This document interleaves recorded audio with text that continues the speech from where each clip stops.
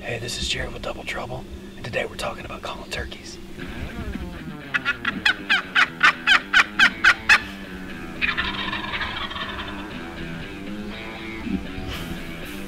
That's an intro right there. Come on, buddy. People who are new to turkey hunting can get a little overwhelmed with how many different types of calls there are to use to try to call on a turkey. You know, everybody kind of has their favorite. They all have advantages and disadvantages.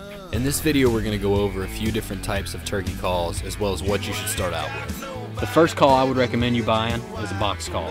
To me, the easiest to learn. They're really loud, so they're great for calling in birds that are really far away, as well as when you're locating birds with a turkey call going through the woods and yelping.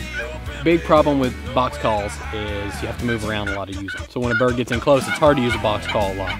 We started using the Extreme Outdoors IPS box call this year and really like it. It has an interchangeable paddle system, which essentially lets you take 5 different boxes into the woods without all of the baggage.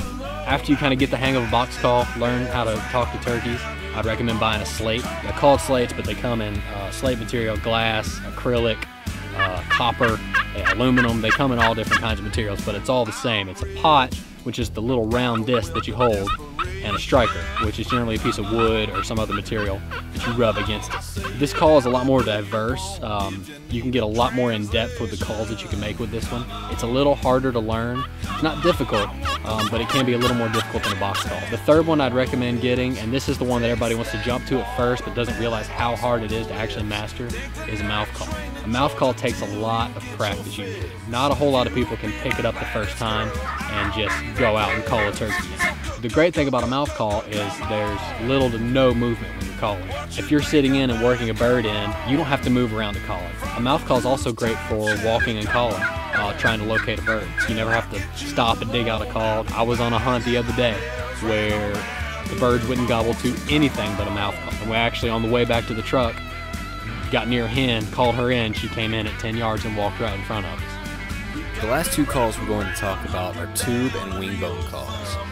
Although these 2 aren't as popular as the 3 previously discussed, they still earn their spot in many turkey hunters' lists. What's your favorite call? Let us know in the comments section below. If you like this video and want to see more like it, hit that like button below or click subscribe above. Thanks for watching. Come on, from the rooftop shout it, come on, until I get you alone. I'll be biting my nails,